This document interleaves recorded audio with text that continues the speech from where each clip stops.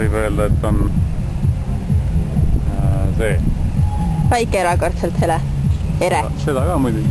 Mitte, et midagi kardaksime, aga väike on erakordselt ere, jah. Mis sellest hommikusest ekskursioonist saia?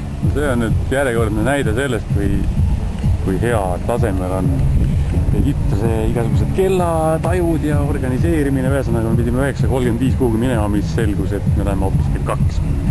Head me üldse saame minna. Meil lubati ka väga palju välja teha selle nimel. Pärast jooke ja eks me näe. Aga vaatame taevast.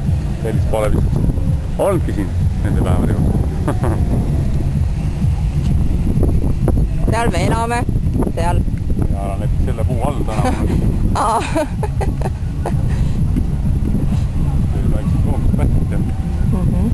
Siin on golfiplats.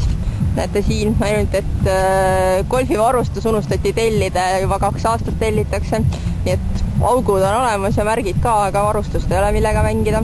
Kui kell 9 pidime minema safarile ja läheme kell 2, siis see 2 aastat golfivarustust oodata ei ole mingi küsimus. Nohu.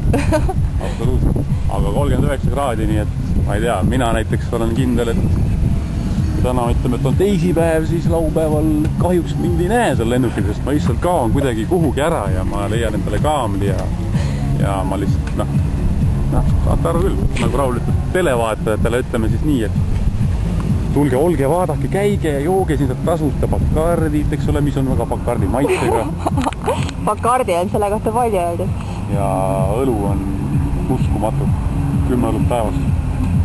Okei, lähme võtame nüüd mõned Kuuba libred ja lähme uuesti basseini äärde. Väikest.